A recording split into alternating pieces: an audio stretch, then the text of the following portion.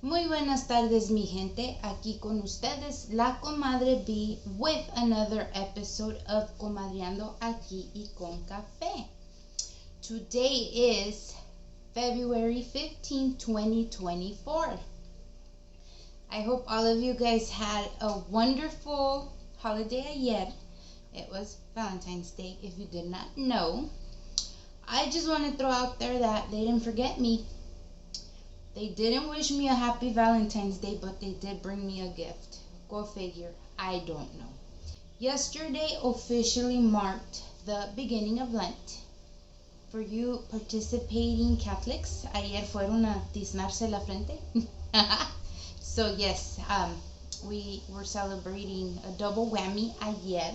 Quiero como siempre mandar mis saludos a mi mom. Hi mom. And my sisters this time.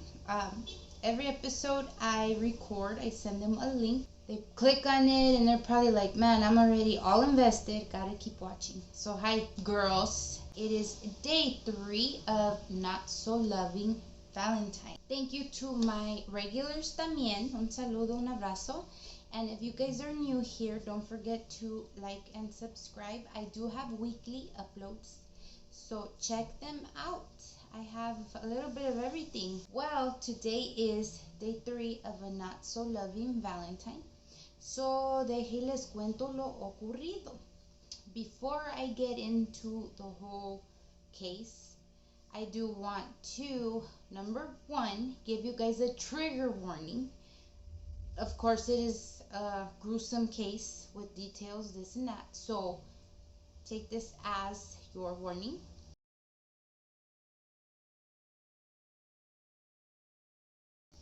And number 2, I am not affiliated with anybody in this specific story / case. I don't know anybody personally. This story I picked up from newspapers, the Sun newspaper and the LA Times newspaper. So yes, this is all public record. I chose this story once again because it is close to home. It is the 15-year anniversary, and I just want to share Eileen's story because it is a very unfortunate one, and I think people need to know about her and what happened. So with that being said, guys, let's get into the story. Let's go back into time. The year is 2008. We are in the city of La Puente, here in California, and the date is February 15th, 2008, just to be exact. So this story is about a woman. Her name is Eileen Orta. She is a 22-year-old married woman, and she has a 2-year-old little girl. All right, now let's get into the husband. His name is Nicolas Orta. They are married. They have an apartment, like I mentioned, in the city of La Puente. So they've been married, they're in this union, this marriage, not very long, but it isn't the best. It's not the greatest. They have issues, blah, blah, blah, like we all do. They are currently in marriage counseling or counseling of some sort. So that is the background to their marital status, okay? Nicolás, tiene un primo. Okay, his primo recently, last month, January, got out of prison. He did a term for attempted murder. He stabbed his stepfather several times, and that's what he was in prison for. Coming out of, the whole time served, this and that, the cousin had nowhere to go. His name is Joseph Orta. So son primos hermanos, right? Same last name. Okay, so Joseph, aka Joey, has nowhere to go. So Nick offers him to come to the apartment and stay there with his family, his wife and his 2-year-old little girl. So, Kyle primo, I know times is hard. Come get on your feet. That kind of talk, I'm supposing. That's, the way it usually goes. So Joey accepted the invitation and started living here in the apartment with his primo, the wife, and their 2-year-old little baby. Okay, guys, so now this is where it gets ugly. It gets really, really ugly.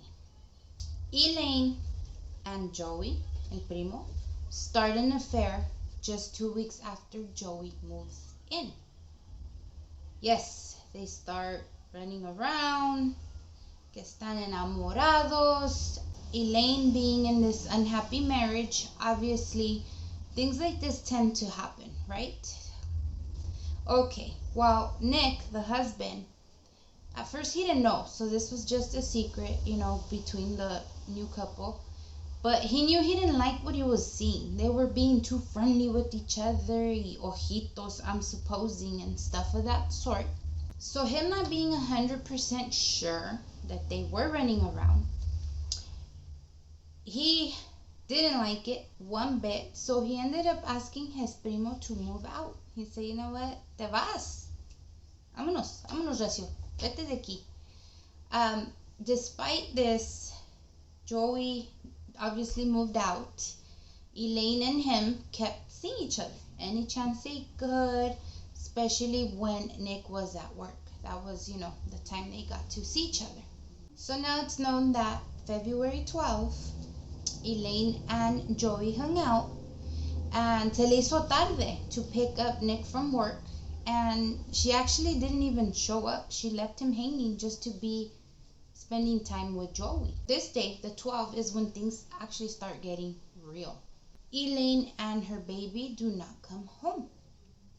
This was out of character for Elaine. She was not the type to spend the night away from home, not check in, not, hey, I'm going to be here about, no, she never did this, especially with her baby. This was so something is going on. So la mamá de Elaine was worried. Her name is Tracy.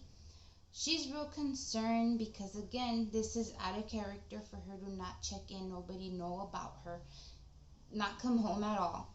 But considering the way the marriage was at this point, she thought maybe it's something to do with that, an argument they had. Maybe Elaine agarró su modo y se fue, whatever. It could be possible. So although she was worried, like I said, she wasn't expecting the worst from this situation. She thought it was just a cool down moment.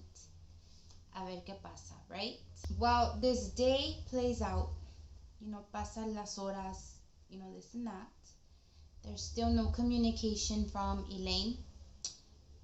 Obviously, the baby's with her. They have no information about them too. They're missing. The family is worried, Yeah, she's missing 2 whole days now. Like, what the heck is going on? So the next day, the following day, now it's February 14th. Tracy gets a knock on the door.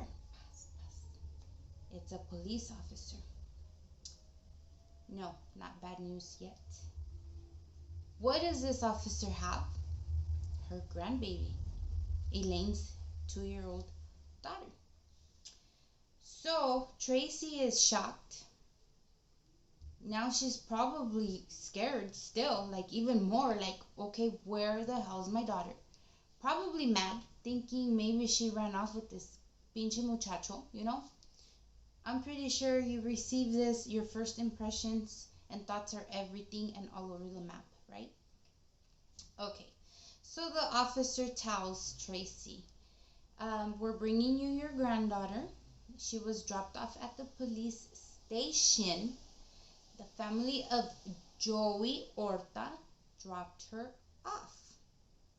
So obviously they know who Joey is.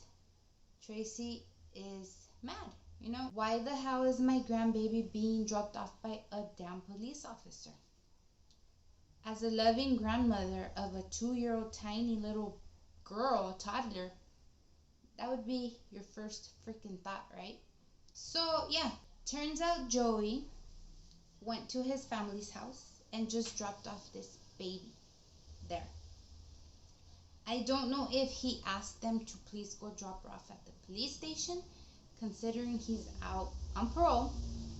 I don't know what story he told them. Did the family take it upon themselves to drive this baby to the police station? I don't know. But this small baby was dropped off. Good thing they were able to locate the family, so they dropped her back off with her grandma Tracy. Now, after, I'm assuming, the shock of this baby showing up with a police officer, after the anger you feel that Joey is thrown into the scenario now, Tracy is now extra worried because her daughter is still missing, still no communication.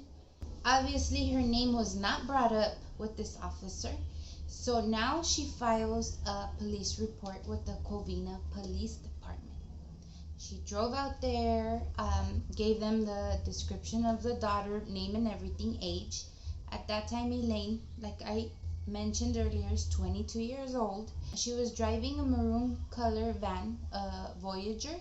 So she leaves all these details, license plate, make, model, what you usually do with a missing persons report, right? Now it's day 3 that Elaine's been missing, so officially, by law, the police needs to pick up this information and make a case out of it. So, yes, now it's a waiting game. They're waiting around the family to see if they get any contact from Elaine, to see if they get any update from any police department, right? It's out on missing persons. All the agencies must know about it.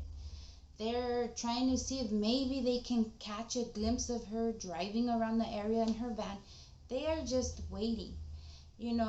At this point también, gracias a Dios, the baby was okay. There was no harm to her in any way. So that was a plus, thank goodness for that. But again, now what's going on with Elaine? Did she run off with Joey? Did they take off together? Where did they go? Why wouldn't she even relate a message like, hey, don't look for me, or don't be worried, I'm fine, me fui a pendejear, I don't know. Those would be the messages or memos you would pass on to your family if you were deciding to skip town or elope or whatever, right? Okay, the next morning, now this is February 15th.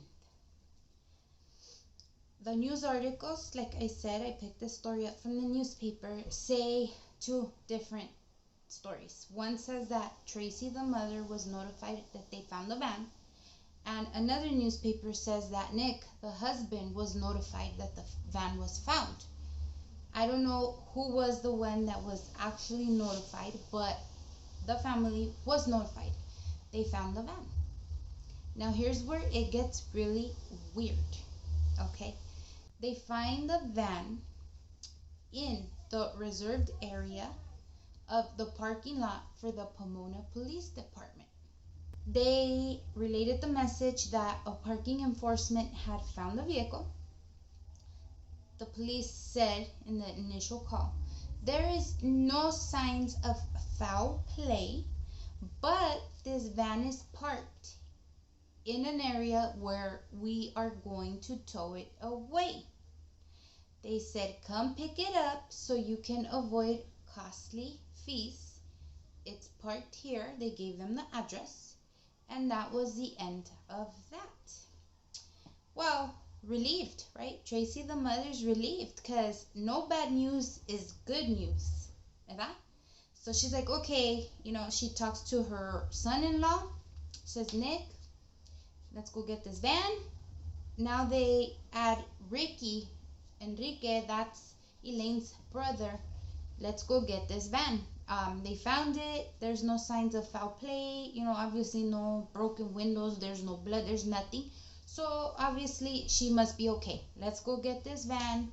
A ver qué sale. She's probably going to pop out of somewhere today. That's what you would assume. That's what your hopeful thoughts would be. They come to pick up this van. They see the van. They're like, okay, oh my God. Okay. Tracy sees that the windows are halfway down. So, looking around, she looks inside. On the passenger side is Elaine's purse. It's been tipped over. All her stuff are on the seat. Something is not right. Why would they leave this van here first of all, parked right here in this spot where obviously there's signs, no parking for police employees only or personnel or whatever the signs are.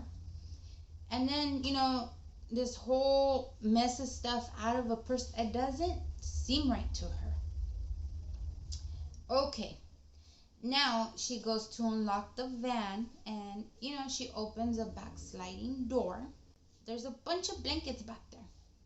So she goes to pick them up, and right behind her was her son, Ricky. He sees what's under them, so right away he pulls her aside, he moves her quickly. He tells her, "Don't go in there, Mom. It's Eileen. It's Eileen. It's Eileen." He's like freaking out. At this point, all that's really exposed are her feet. And Tracy did see that they were her daughters. They had purple nail polish on the toes. They're going berserk. How would you react if your sister, your daughter, your wife has been missing for 3 days and now you are the one to find her, obviously deceased? Nick, the husband, was the one that jumped in. He uncovered her all the way, and indeed it was Eileen. She was very much deceased. Obviously the police got involved. It came in, they pronounced her dead at the scene. Okay, so all this is going on. Right away they start dropping information they know, right? That obviously Joy had the baby. This and that. He's suspect number one. Like, he is involved all the way around in this whole chain of events. Like, what else is there to think, or who else is there to blame? Okay, so going back to the information on the papers, I am not sure if Eileen was lying down on the seat, because one paper states so. Another paper states she was lying on the back seat floor. Which is it? I am not sure, but those are how the details were printed by these papers. Okay, the cause of death was stabbing to the neck. Her jugular and carotid arteries were sliced. So yeah, it was a straight stab to the neck. On February 16th, Joy Orta was picked up by the San Bernardino County Sheriff's Department on violation of parole. They took him in. That's it. Ahí está. Now the big question everybody is probably thinking right now, right? Why the heck was this car not checked prior to being released if it was in a missing persons report or case, or however you want to call it? Well, turns out, guys, so you can know for future reference, if there is no probable cause to open this car and check it out, it is against the law for the police to do so. Probable cause goes back to that initial phone call. If you guys recall what I said, the parking enforcement found it.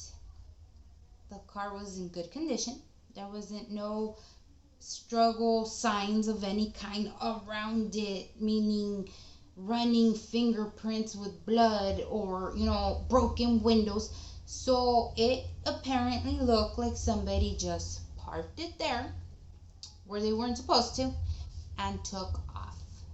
That car had no probable cause of looking at it, even though it was involved in a missing persons case. That is why they did not open it and look in it. Yo no sé. Protocols, maybe they should change them when it comes to a situation as this. I would think so. Imagínense qué horror abrir la puerta y encontrar allí a su loved one dead. You, first hand, first account, you witness it. That is by far the most horrible situation that can happen to anyone, I think. Check this out. Since it was in the area and I pre-planned my episodes, I did take a glance of the police parking lot. I don't know if this is where it also says that at the city hall. Who knows? But this is what the Pomona PD parking lot looks like as of February 2024. Check it out.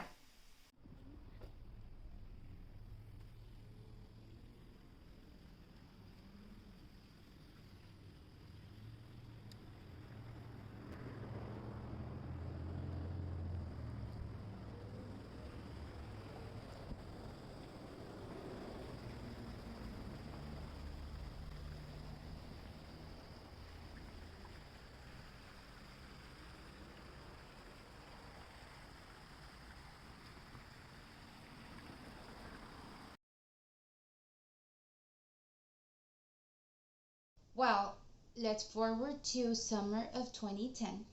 Joseph Orta, aka Joey, is on trial for the murder of Eileen Orta.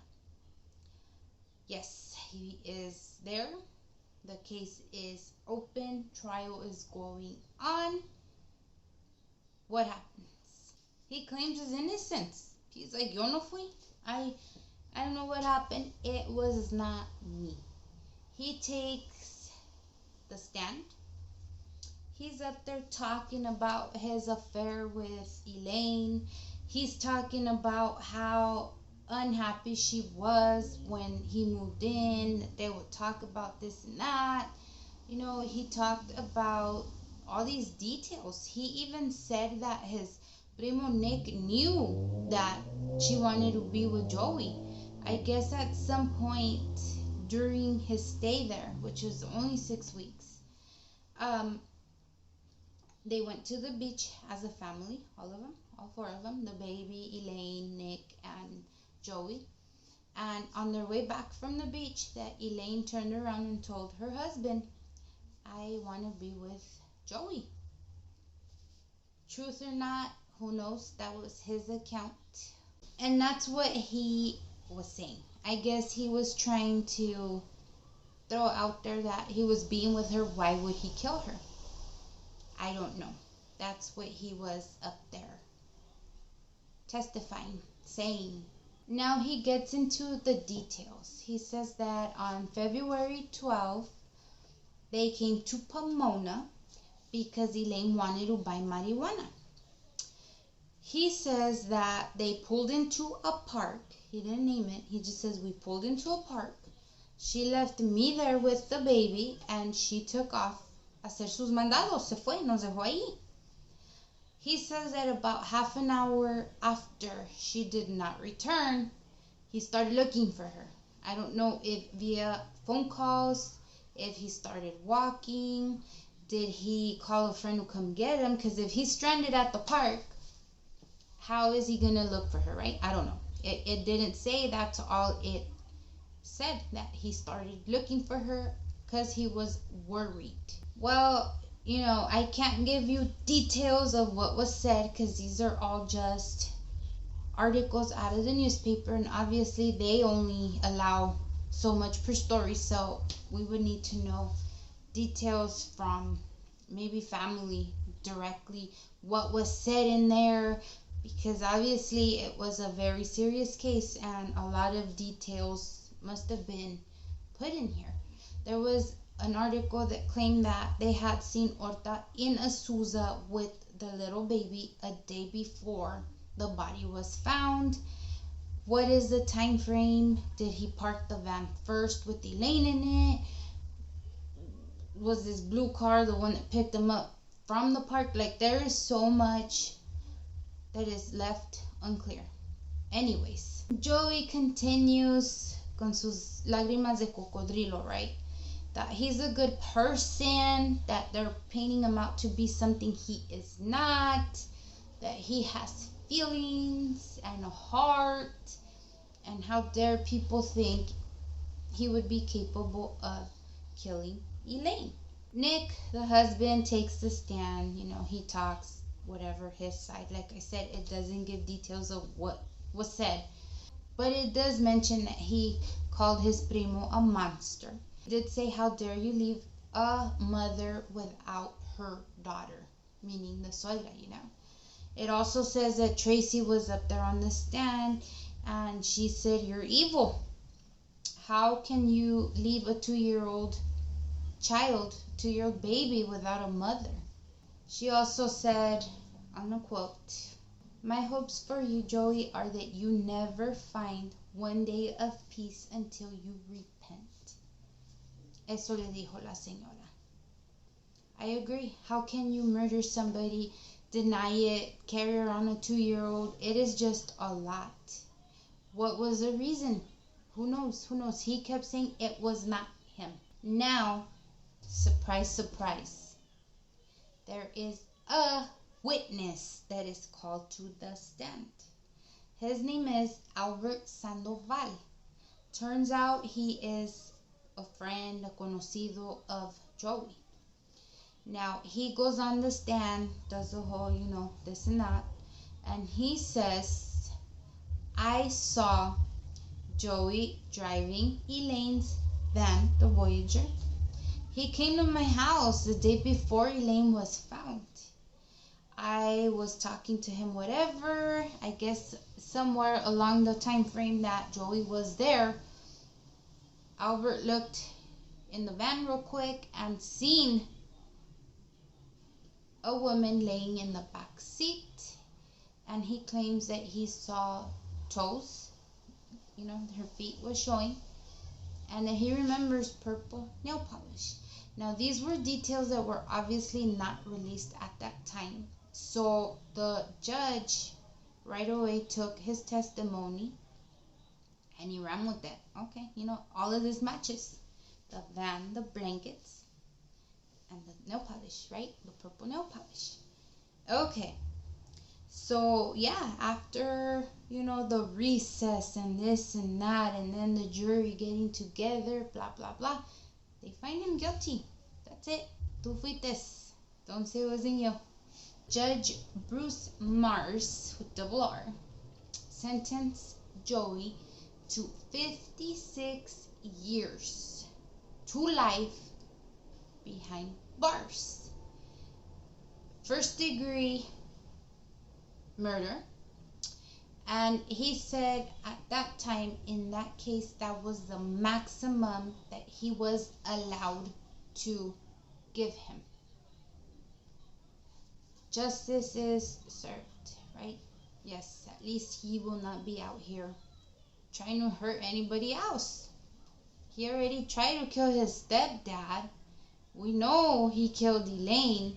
He don't need to be out here. I'm sorry, but it's just too much. You know, that's a danger for other people. Right away, of course, Joey's attorney said she would file an appeal. Both families were there, which I can just imagine was the hardest thing anybody would have to do. Because think about it. The Orta family, their family and family.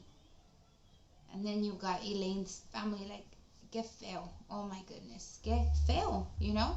One of Joey's sisters did say she thought her brother was innocent. She thought, you know what, I don't think my brother would do such a thing.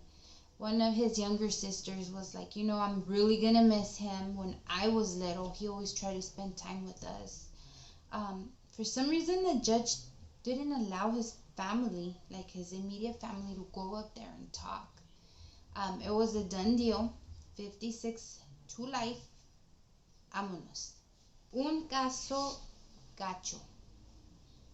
Gacho. There's no other word to describe this.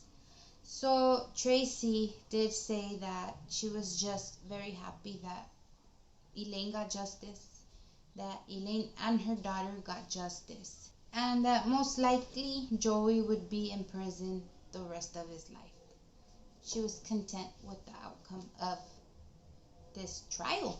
So, again, these dates being so recent, right?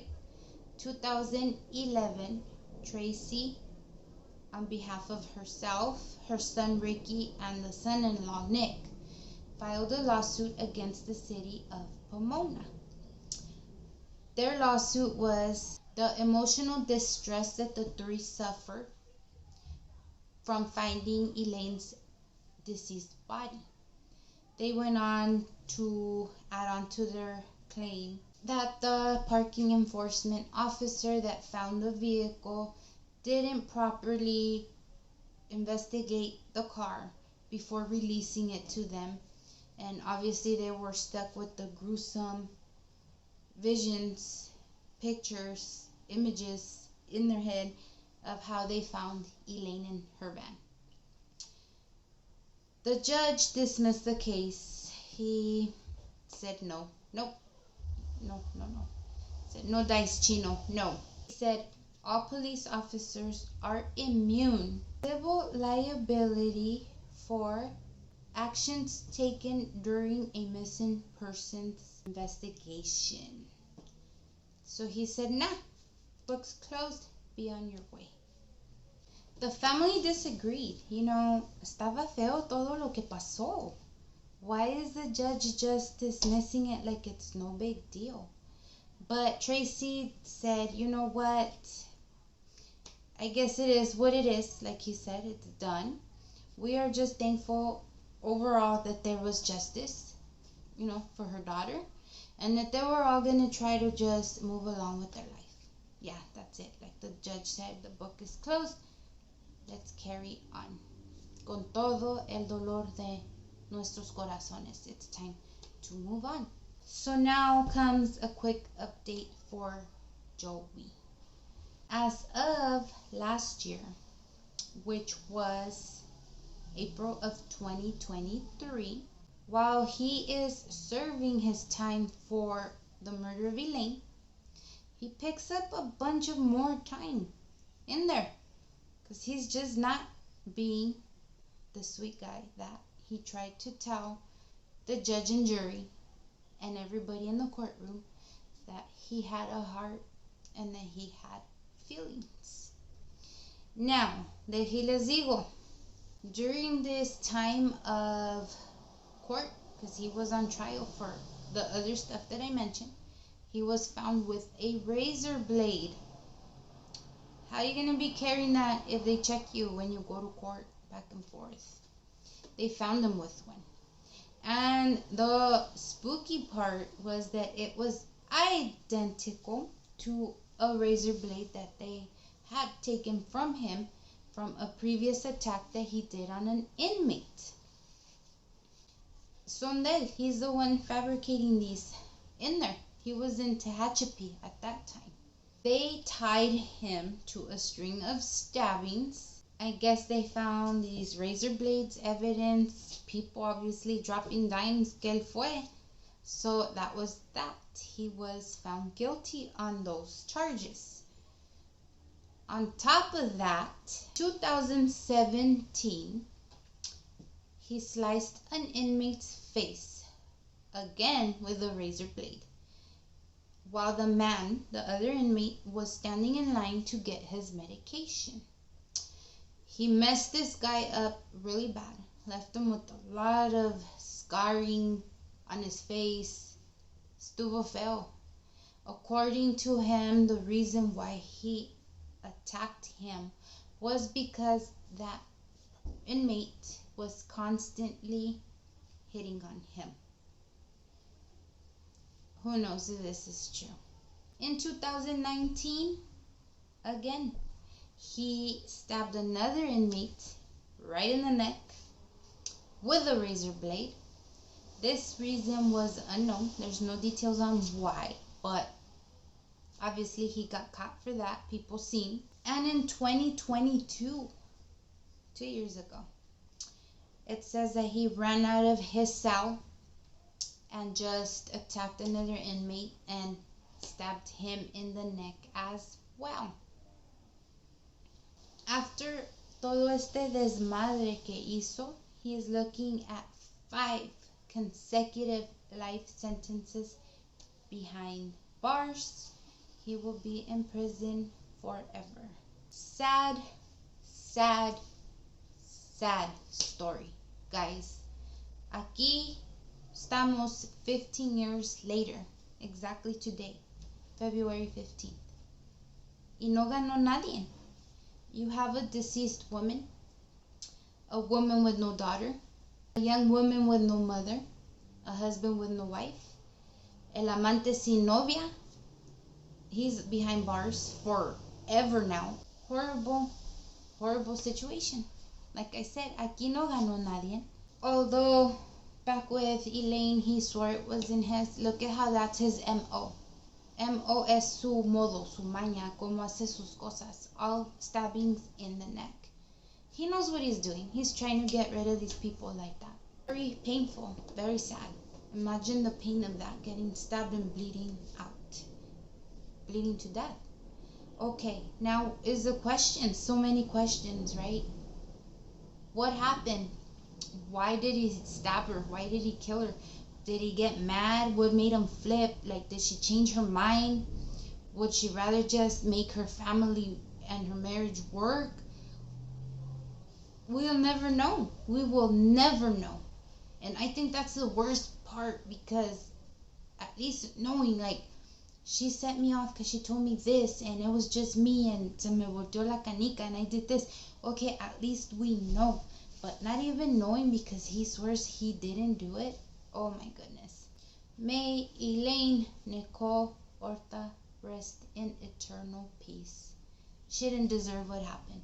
You know, con el primo, no, I get it, but that was no reason at all for her to go the way she went. Please be careful who you bring around yourself, who you bring around your kids. In this case, gracias a Dios a la niña no le pasó nada. But how many times do we see or hear, know about whatever, like the news, that people unfortunately do not have the same fate. So please, just fíjese bien con quién se enamoran. Y pues eso les tengo el día de hoy, raza. Have a beautiful day. Los adoro. Bye.